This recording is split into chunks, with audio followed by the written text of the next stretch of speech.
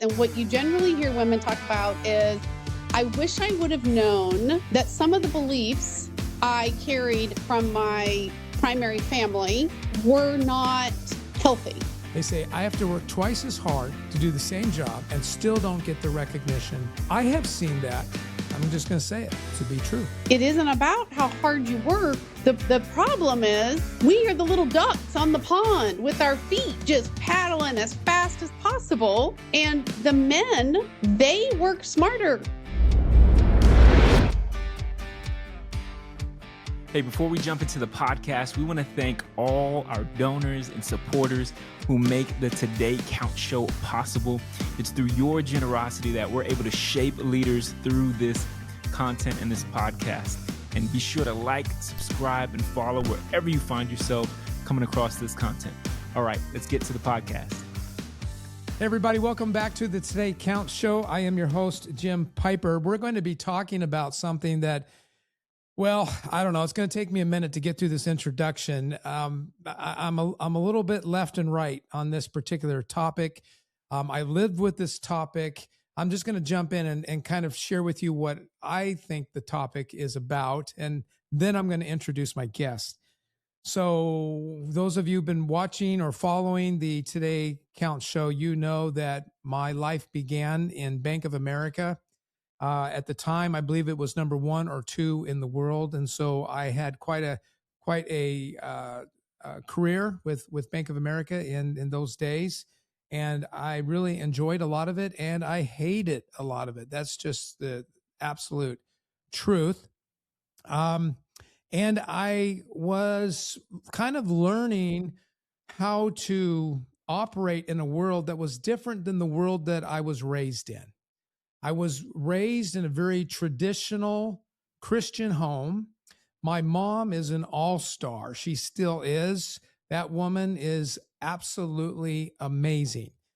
And later on, as I got older, she did work out of the house for the post office. And again, I love her to death. But what I was referring to at the bank is a lot of women worked at the bank. But the more you moved up the ranks, the less women you saw. And there was all kinds of terms, not so great terms. There's terms like the good old boys that I would hear whispered, or I would hear in other media sources about these bad guys called the good old boys. And you can be part of the good old boys and not even realize that you're part of the good old boys. And I was learning how, since I was raised in a home that was more traditional, I really wasn't ready for working alongside women in the marketplace. That's just my honest confession. Let's put aside the fact that I've also spent decades of my life as a pastor, and that is a controversial issue. Not so much today as it was maybe back in the day, but it still is, about women in leadership in the church. So anyway, I am going to introduce to you a corporate executive. She has done extremely well in corporate America. She currently is an executive for one of the largest corporations in the world. She has just recently written a book. I got to put my glasses on so I can read it. The title of the book is Girl by Birth, Woman by Fire. I love it. I love it. And the subtitle's even better. The Get Real Guide to Becoming the Woman You Were Meant to Be. Everybody, please meet Robin Goad. Robin, welcome to the show. Thank you so much. I loved that intro. I like how you do that with not knowing where you're going to take it. I love it. Thanks for having me. Robin, why did you write this book, and what is this book about? I think your titles are pretty clear. So this isn't a all feel good story. I mean, you're Correct. saying that you've come against some obstacles, some uphill battles, but maybe fill us just a little bit in on why did you write the book and what's it about? Then we'll go from there. Okay. So the reason I wrote the book is because about 5 years ago, I clearly heard from God say, be ready for 5 years. I didn't know what it meant. I didn't know why. I didn't know, but I have it in my journal that the Lord said, be ready for 5 years. Starting February of last year, I sat down and said, I'm going to write a book. And that came from my daughter, just had our first grandbaby, and she had the book, What to Expect When You're Expecting, on her nightstand, just like so many women in America have that book. We all got it. And you've got this wonderful 400-page book for 9 months of your life. 9 months of your life, you have a 400-page book that tells you everything that is going to happen in the next 9 months. And I put 2 and 2 together. I said, where's the book for all the other stuff, for the other 80 years of my life? Where's the book for that? And I think that's what I'm supposed to be. I think that's the 5-year thing. I think I'm supposed to be writing this book. In addition, when you are in your mid-50s, sitting in a room with women at around any sort of table, you will hear it said at least a dozen times. Oh, if I just would have known that when I was 24. Oh, if I just would have known that when I was 34. Oh, if I just would have. I heard that so many times that I said, enough is enough. I know what I'm doing. I'm writing this book, and it's going to be all of those things I wish I knew when I was 24, 34, 44. And the only caveat is that God said, you have to be 100% transparent, authentic, real. You have to tell the real. And the title came, my publisher and we argued for a month over what this title was going to be. And I don't know if you've ever written a book, but you have a working title, and then you have what you think is going to be your real title. And we were going around and around with my publisher for over a month, and I was sound asleep. I get woken up at 3:00 in the morning with the title. And the title was Girl by Birth, Woman by Fire, the Get Real Guide to Becoming the Woman. I mean, I got the whole title, the subtitle, I got it all.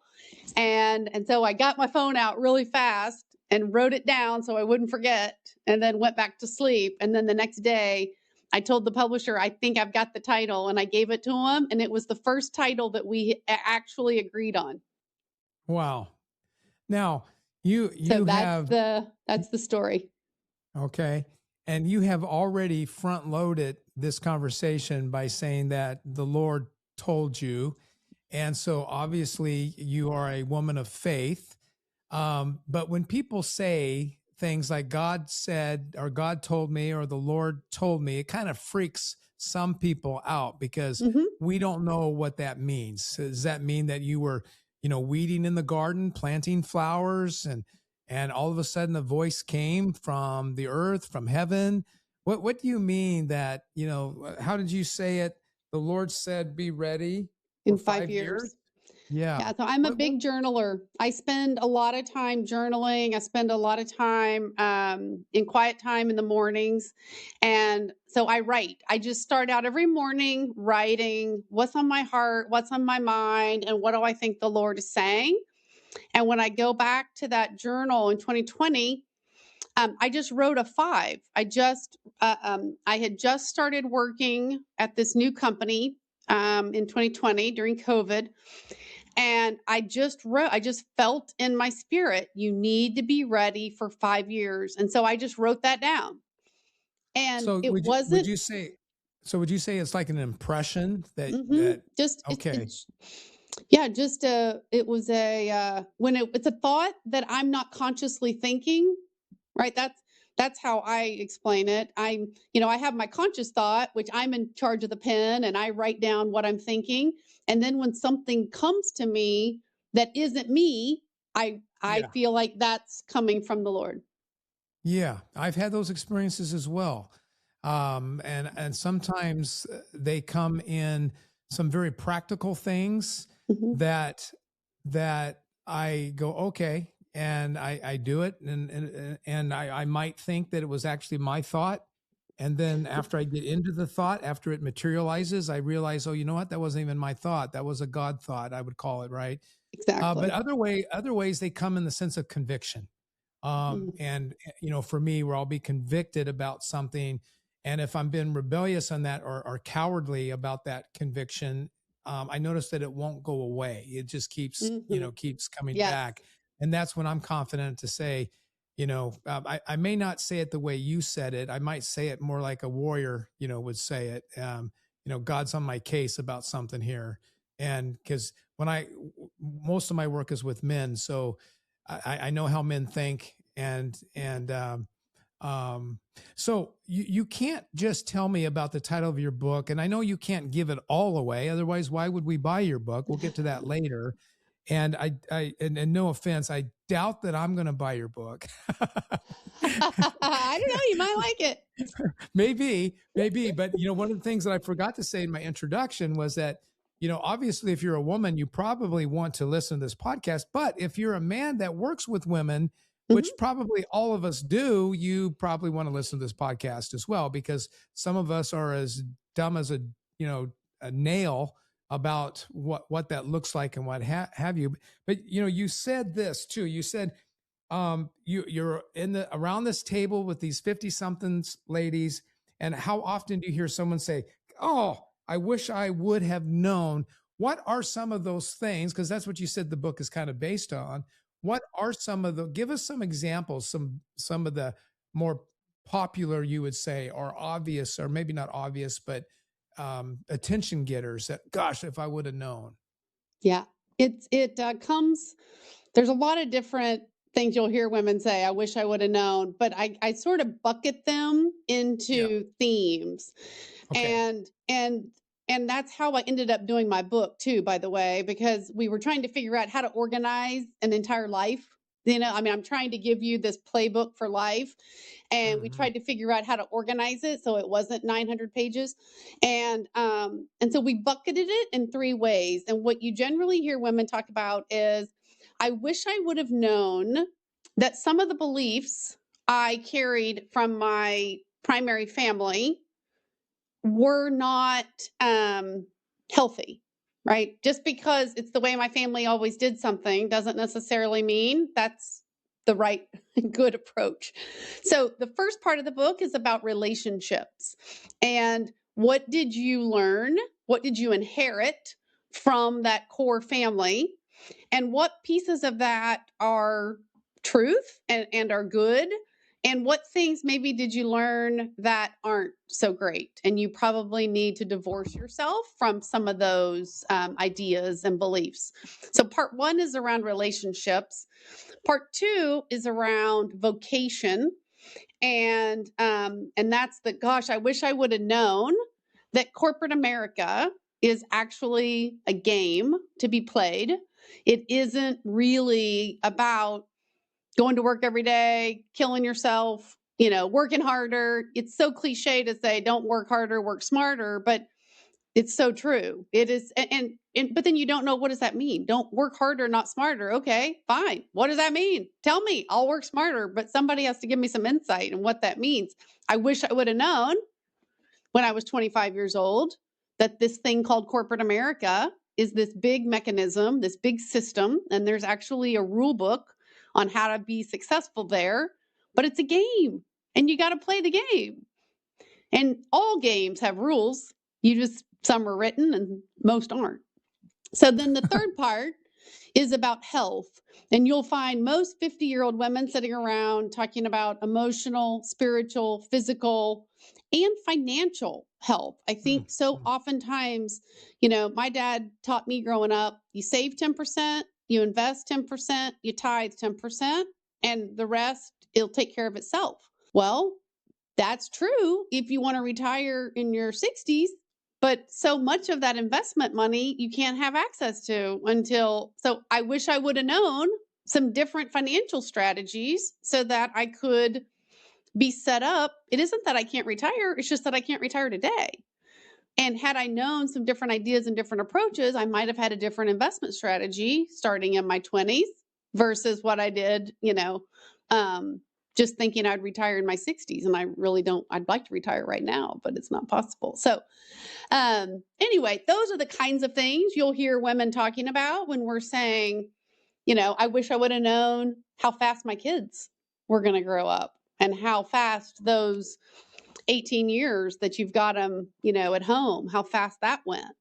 So I just share all of my life's lessons in those three categories. And most of those life lessons are all from getting it wrong. Let's let a man into this conversation. Okay. See what you think. I think that a lot of what we experience in life, we tend to generalize because there's always exceptions to every rule. Correct. That's a generalization, I think, but I think that's pretty accurate. I think, some of the things that I've heard and have experienced in some way, shape and form is that, not only do I do believe that you do have these good old boy clubs in different places. It doesn't mean that the organization is necessarily ruled by a good old boy club. It could be, but there's different spots within an organization where if you land in that area, you're going to be exposed, to that culture. Have you experienced anything like that? Oh, for sure. And, so I've spent 30 years in high tech corporate, large corporate Fortune 100 companies. When you're in high tech, it is predominantly a male industry. And the only roles that are allowed for women to have serious advancement are marketing and HR. Outside of marketing and HR, I would show you org charts. And if you look at the sales organization, which is where the business, the business line of business is run, that is predominantly male at the top. The finance organization and the technology. So the product, say the product or services side is obviously predominantly male. And what ends up happening, go look, I'll tell your viewer, go look at the top Fortune 100 companies and go look and see who the CFO is, go look at the executive org chart and you will see women in the HR role and in the marketing role. You will not see them in the other parts of the business. Being that we're both believers, we're probably not as sensitive to this next topic that I'm going to throw out that some are, and I certainly don't mean to offend, but the marketing and HR doesn't surprise me because I think that they have a tendency, especially the HR side, has a tendency to fit a female better than a male. Generalization, Right. because it is a nurturing, listening, collaborating. Generally speaking, my mom is a better collaborator than my father. My mom is a better processor than my father. My mom doesn't always feel driven to have the answer now. It can be something that is massaged out through conversation, relationship, and all those soft and fuzzy things. And then let's just be honest. If it is a man's world still in corporate America for the most, and a beautiful woman walks in who represents a brand versus a dude that walks in, that, I know that's crude and rude, but is it not a reality? And then I'll say this too. When you study temperament, there are temperaments that seem to be more loaded male versus female. That's one broad truth. And I invite any psychologist to get involved with me on that because I know it to be true because I've done thousands and thousands of these and I can do the basic statistics on it, even in my own anecdotal way, which would still be a pretty good sample. But I also know that what we used to call third world countries, but now we have a different politically correct term for that. I forget what it is. under industrialized nations or whatever. I also notice how interesting this is that there is a certain temperament that is more dominant in those countries that work with more labor than those that Peter Drucker would call basically abstract thinkers.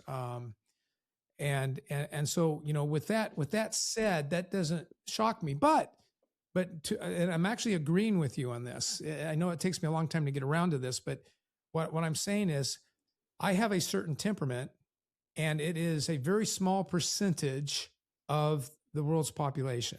I forget what it is. It's like 1%, 1 or 2%. And then if you have my temperament and you're female, it is way less than that.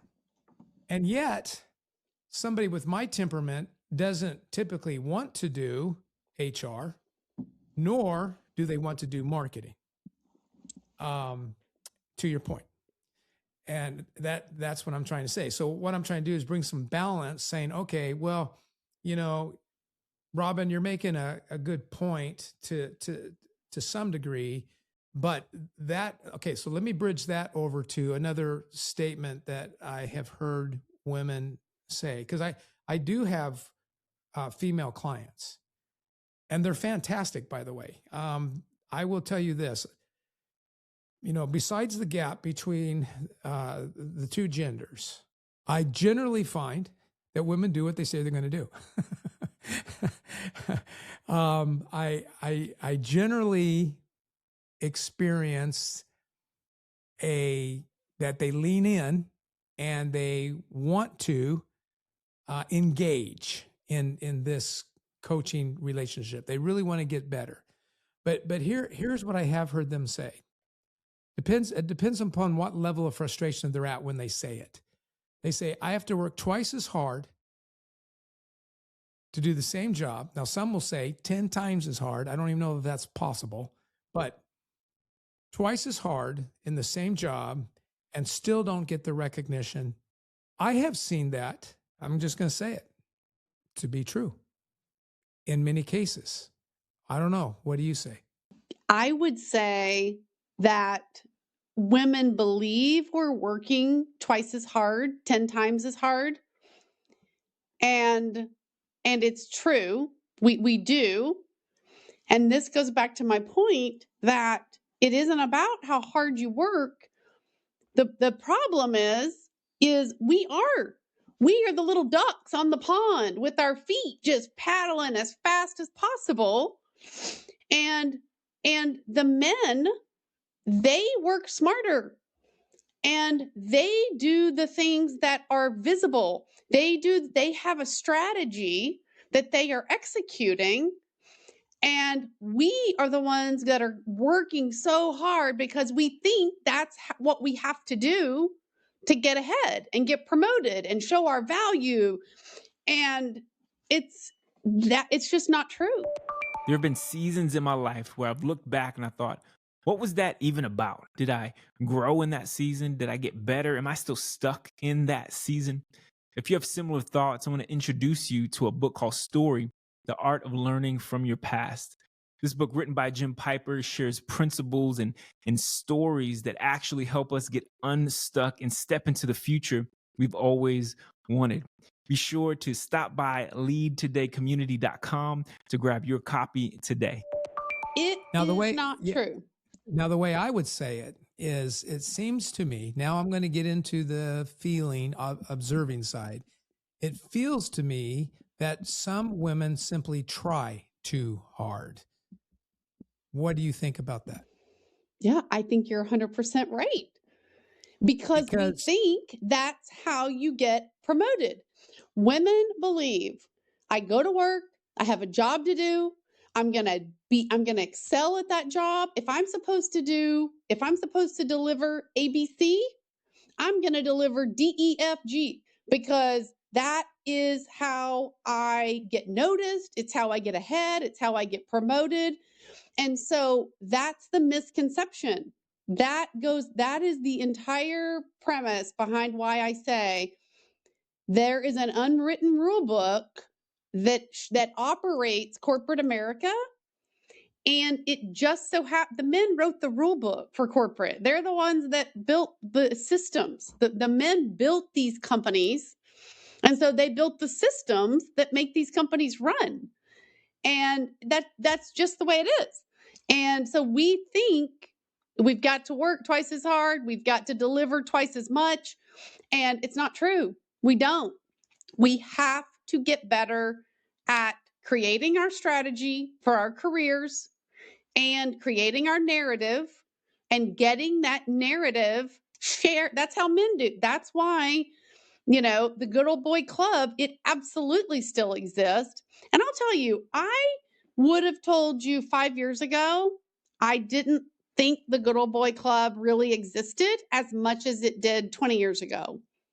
But I have recently been proven wrong on that again. And I'm like, wow, I hadn't seen it in a while. I hadn't seen it really operate in a while, and I just saw it recently, and I was mind blown, quite frankly. I've never graduated with certain psychology degrees, Mm-hmm.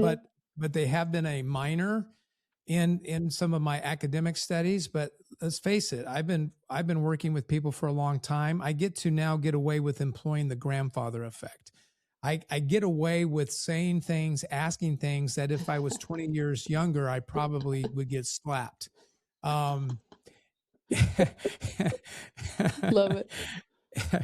And with that said, I like some of the things. I think is very insightful because I think it might be true. Now I'm just getting into maybe it Sure. might be true, since our whole American, if you put seminary aside, which that was school, that was advanced Mm-hmm. education when we first started. But when you put together the facts that our education system was made to get people ready for the workforce, and that in that majority, vast majority, it was male. So if I could use the term, the evolution of work, men have had more time to differentiate between being a doer and being somebody who can construct something that gives back with less effort, which is kind of what you were talking about. So, but I think the other thing that we can throw out on the table here of why your book should be read is that aren't both females and males working in corporate America still responding out of a deep-seated insecurity than it is confidence? Let me explain. If you go the extra mile, and I'm not talking about when you should, everybody should. There should be times where you go the extra mile. But if going the extra mile is what you do 6 out of 7 days a week when you're supposed to be taking a day off, but you're still doing that kind of stuff, what are you trying to prove? Right? And they might say, no, I'm trying to accomplish. No. If you go 7 layers deep, you're trying to prove. That's right. The Good Old Boys Club is often there for some obvious reasons, shared language, or just generally, we don't know how to always work with women. We don't know how. I don't know why someone doesn't say that out loud. The insecurity is, if I tell this woman what I think, will it hurt her feelings? Mm-hmm. If I say this, oh, you can't say that. And some things we shouldn't say.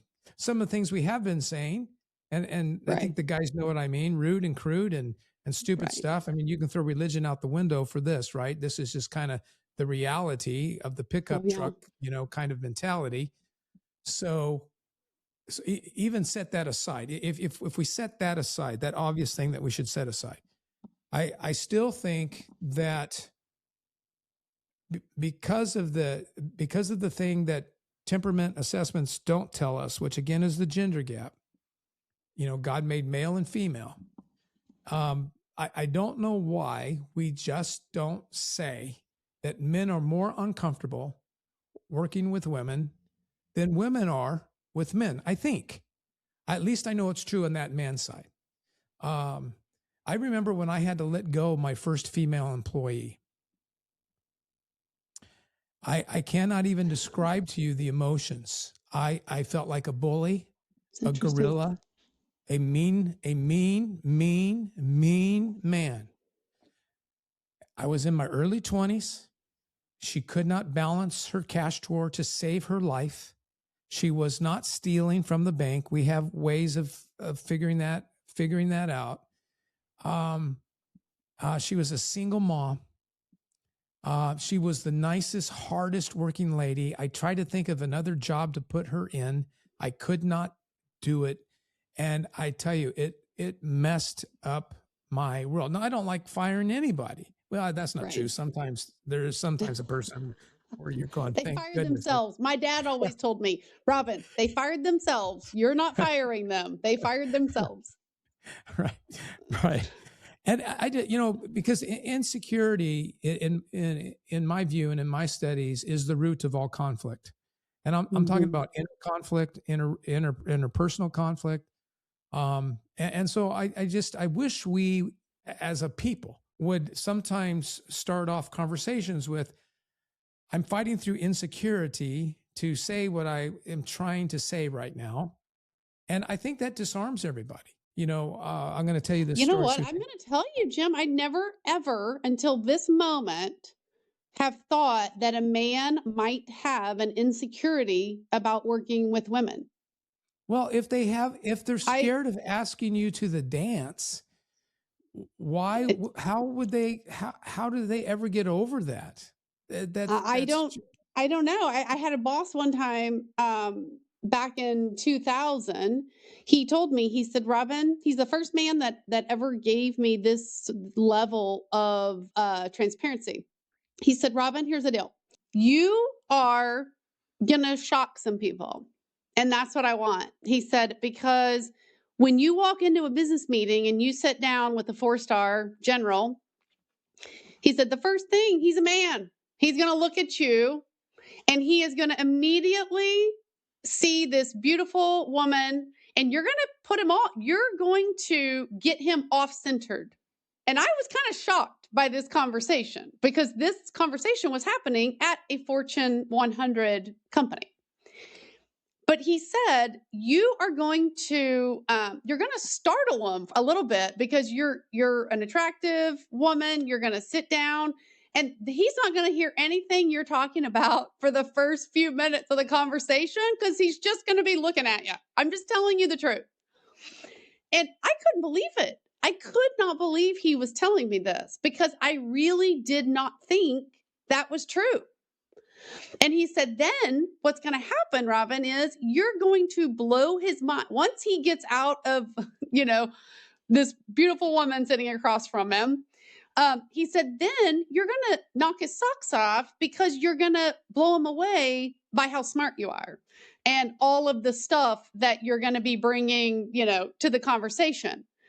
He said, and so you're a double whammy. He's like, I want you on my team all day because you are going to be so successful. And I remember I hadn't thought about that conversation in 20 years. But you saying what you said about men being insecure, I never have thought about a man being insecure in working with women. If a boy is not afraid of asking a girl to the dance, that tells me one thing: he does not respect her. He's already got too much experience in life, if you know what I mean. And he doesn't respect her. Mm-hmm. If a man isn't nervous in a working relationship with a woman, that scares me more than what I just said. Now these are just my thoughts. Again, I haven't studied this widely. It's just what I see. But I think you're right. And let me tell you why. Because I married my husband that I'm married to now 15 years ago. And prior to being married to this man, I I behaved and operated in a certain way in the corporate world. When I got married to my husband now, I'd be sitting on the couch. I'd get an email from the boss. I'd get a text message from the boss, and I would open it and I'd read it and I would start to respond. I would start to, something. And my husband goes, no, time out. That you're answering the wrong question. That's not what he wants. I said, what are you talking about? That's what he said. He goes, no. Don't answer that right now. He started giving me all these little nuggets about what my boss was really asking, what he wasn't asking, what I should say. He's like, no, just respond no. Your answer that you want to say is no. So just respond no. That's all he's at. Did you do this? Whatever the thing. I'm like, oh my, I can't answer that. I need to write him a paragraph, right? About you're trying too hard. So but let me tell you something. I had this secret weapon that started teaching me how men think and what really, my best way to show up in this environment. And it really has become a secret weapon. And he's one of the main reasons that I now get this. He's like, no, he was giving me the backstory around what was really going on in the environment. And I didn't have that insight until he and I got married, and I started, and he's retired military. And so you talk about a man's man, he was infantry in the Army. So you can't get much more, talk about somebody that doesn't believe women belong on the battlefield for all the reasons that we already talked about. That's got to be tough. You're giving out orders and you're supposed to pretend that the soldier that you're looking at is not a girl. That's correct. And he said, if there's a soldier out there that, he goes, I noticed I would put my arm and I would want to put her behind, get behind me. Let me protect you. Right. What's funny? What's funny is listeners might think that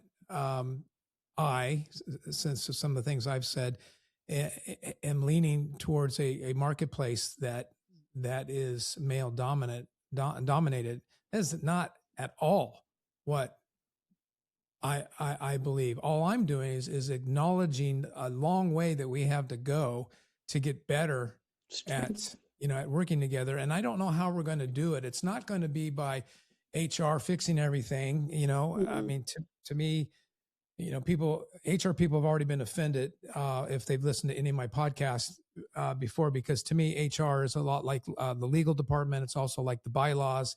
It's like the org chart. You don't really look at that stuff until there's problems. And HR is only around to keep the company out of court. Yeah. HR is not there for the people. That's a big misconception. But they're offended when you say that, Benny, and yes, they are trying to, they're trying to become business partners. That's the new lingo. They're trying to become business partners. And if you want to become a business partner, those of you in the HR, you need to start stinking telling the truth. Just tell the truth. And if you can't do this and you can't do that, help people understand why you can't do this and why you can't do that. We need to talk about the things that no one's talking about. And, that's right. And I think that will help. I want to come back to what you said about being a beautiful woman walking up to, 4-star general. Yeah. We got to talk about that a little bit. So I took a girl, since I mentioned this, I took a girl to a dance in high school. She was striking. And I'm going to ask you a question because I only have 2 anecdotal examples. So this is not an exhaustive study. And man, I'm going to get hate mail for this. So beauty, we say beauty is in the eye of the beholder. That's what we say. And I think there's truth to that. But isn't it also true that when a certain dude walks into a steak restaurant and he is truly tall, dark, and handsome, everybody notices, not just the girls, the guys know. And it's also true. And, psychologists can tell us that we've been, shaped that to think that way. Okay, whatever. I don't care. Or this beautiful model walks in. It's not just the dudes. The women see it too. Is it also not true that those, let's just say 9s and 10s on the physical appearance side, also can be extremely insecure? Oh, for sure. 100%. I don't know if I'm a 9 or a 10, but I can tell you that I think,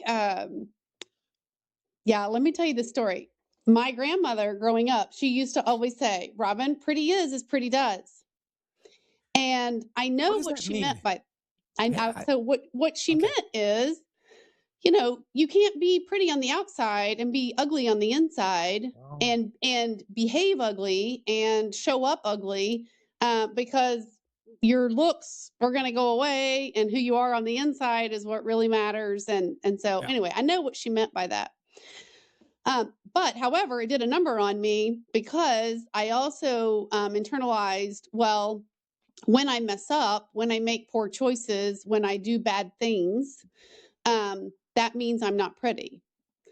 And Oh, so wow. I think that, yeah, so that was my own, I heard what she said, but what I took it to mean is, when I make mistakes, when I make poor choices, when I do bad things, that means that I'm not pretty.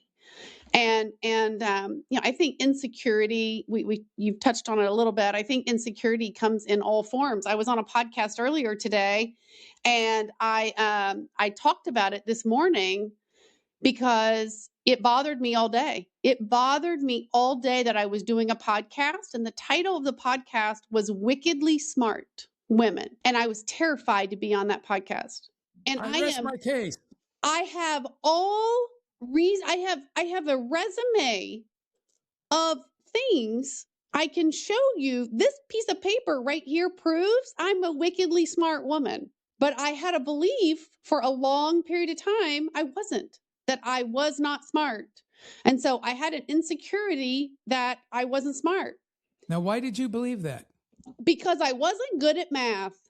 So, okay, so this is where we can bring up another really good example, right? I mean, the whole Miss America thing, right? And then what do we always make our jokes about, whether they're true or untrue, is there's no substance. Because when all of the cartoons and sitcoms and um, the what we call chick flicks, whenever there is that stage and Miss Oklahoma comes up and they ask her a question of substance, and everybody's embarrassed, right? I mean, that's kind of Yeah. following.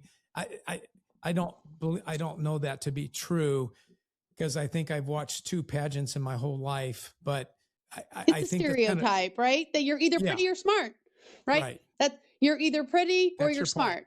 Yeah. And that is my point.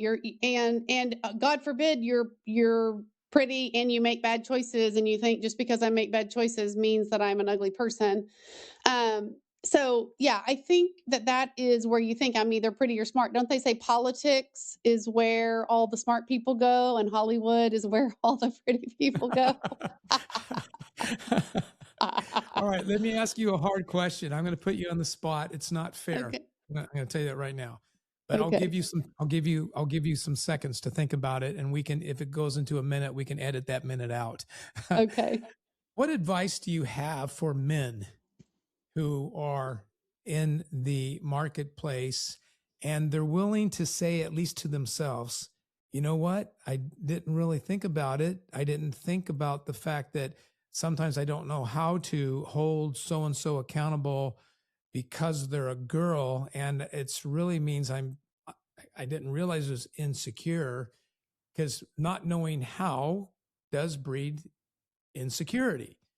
But do you have any thoughts, even if you're thinking out loud, of how can we do better working side by side with women, regardless of where they're at on our org chart, whether they are our boss, a colleague, or a direct report? The first thought that comes to mind, and I'll process it while I'm saying it, But the first thought that comes to mind, and how I've engaged with some bosses in the past, is I've said, how would you want another male colleague to treat your daughter? What if you were thinking of me right now as your daughter, not as a woman? Wow. And it shifted their thinking. And I had a compensation dispute one time, and I was dealing with very high up executive. And I said, so I hear what you're saying, and I understand that that's the answer. That's the final answer. The company is giving me the final answer, and you want me to accept that answer. If this was the answer, your daughter came home tonight and sat around a dinner table and told you, here's what happened at work today. Here's what my boss said. What would your advice be to her? Is that an okay answer? Or what would your advice be back to your daughter?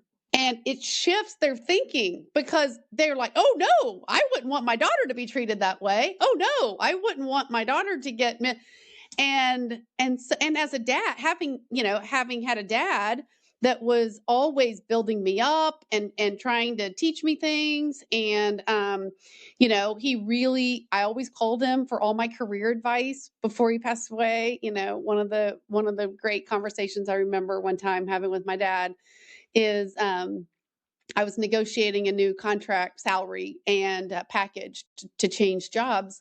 And I was standing outside a restaurant on a corner in downtown Austin. And I called my dad and I was telling him, I did this, and here's what I said to this, and here's how this. And we get to the end of it. And I'm like, okay, so what now? And he said, Rob, you just outkicked my coverage. He said, you've already done. He goes, you thought of things I didn't even think of. And I'm done. My job here is done. I don't have anything to give you. You did it all. And so I think if a man could think about that, what if this girl in my office, what if this was my daughter? And I was trying to give her advice, or I was trying to coach her, or maybe that's a way to just, simply think about it from that perspective. I really like that. That has more of a mentoring feel to it. Right. It's not like you are going to not confront, difficult situations, but you're going to be, one of my mentors told me a long time ago that a lot of times, most times, it's not the decision that the leader is making that becomes a mistake. It's the how and the when they carry it out. Which really resonated with me, because when I was younger, right was right, and that other stuff I didn't even think about it probably. Right. If I knew the right answer. I want to come back to something that you said earlier, because I'd like to give you an opportunity to explain it a little more. You said that executive women or women in the marketplace have got to learn how to play the game. Can you unpack that a little bit more? Yeah, so it kind of goes back to that whole thing I was saying about how we believe, and again, like you said, we're making some big generalizations here, but we believe that I get a job, I go to work, I exceed my expectations, I get promoted. And I had a boss one time say to me, I was giving him a hard time. This was years later. I was giving him a hard time about a promotion he had given one of my colleagues. I said, why did you give Danny that job? He was not qualified. I was more qualified for that job than Danny. And he said, I didn't know you wanted it. And so part of the rule book that these rules in corporate America is one of the things I coach women on is making sure that your boss's boss knows what your intentions are, what your wants are. And that thought is very scary. That as a woman in corporate environment, that is a very scary thought, to think I'm going to schedule a one-on-one with my skip level. My skip level today reports to the CEO. So I'm going to schedule 30 minutes once a quarter with that skip level to make sure that that skip level knows my value to the organization and knows that what my intentions are, what my goals are, and the value I'm delivering to the organization. Because you don't want that you don't want that narrative to just stop with your boss. And by the way, I'm the queen of getting my bosses promotions. And which is, people say, what's one thing you could tell people, practical advice, go get your boss promoted. That's the best way to get recognition and get noticed is go get your boss promoted. Work really hard in getting your boss promoted and make sure you're the backfill, make sure you're the succession plan. But anyway, there are lots of rules that I could talk about. That one was great example. Let me ask you a question about that example. Let's drill down a little deeper. I think I know what you're going to say. Why wouldn't a woman in corporate America naturally do that? Yeah. See, guys do that. Guys do it. This is a story I tell in my book. I was driving an executive vice president of mine. I picked him up at the airport and we were going to see a customer, and he was my boss's boss at the time. And I had an hour of uninterrupted time with him driving from the airport out to the customer. So it was this amazing one-on-one, session. I said, Bill, you are about 7 years older than me. I could kind of figure it out. I said, you are the executive vice president. You report to the CEO of this large company. You're 7 years older than me. I know for a fact you have not outworked me. I know you haven't. I will put my work effort and my results up against anybody. And he said, well, Robin, first of all, don't ever underestimate 7 years in technology. That really is a lifetime. And if you get in the right company at the right time, you can get quickly promoted.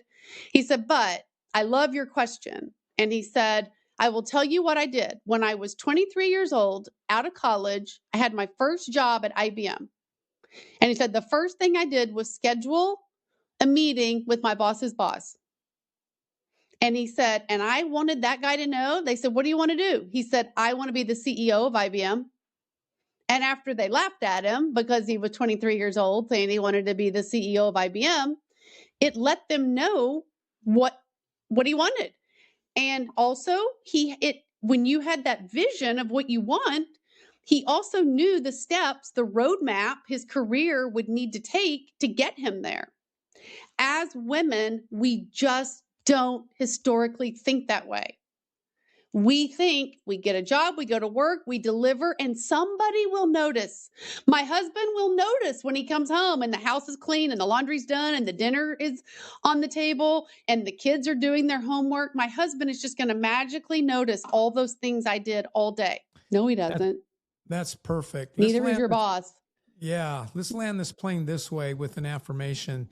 I don't remember who it was, when it was, but I do remember it vividly. I was speaking with a younger female executive, and she said something to me to the extent that if I don't tell others what my ambitions are, I'm going to be overlooked because I'm a woman. And my response to her after I thought about it, it may not seem like it on this podcast, but I tend to be pretty pensive. I tend to think, bring things in and then they bubble. And I said, no, if there's truth to that, the greater truth is that anybody who doesn't speak up tends to get overlooked. And I think that's kind of back to the mindset that, that you were speaking of.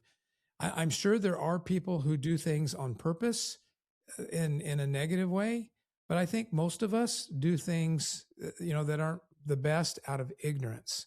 That is, I tend to give people the benefit of that. All right, Robin, thank you so much for being with me. I thoroughly enjoyed this. Let's talk about your book before you go.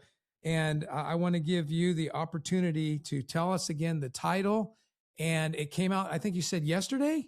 Yesterday. And I'm sure we can get it on Amazon, but tell us where we can get that as well. Yeah, you can get it on all the places that books are sold, Amazon, of course, but all the others as well. And the title is Girl by Birth, Woman by Fire, the Get Real Guide to Becoming the Woman You Were Meant to Be. Thank you so much for Yeah. joining me. I thought it was a fun conversation. I did too. Thank you for having the courage to say the things that people don't want to say out loud. Hey, thank you so much for joining us on the Today Counts show. We got so much more planned for you. So stay tuned and stay connected on Instagram, LinkedIn, Facebook, and subscribe on YouTube. And remember, today counts.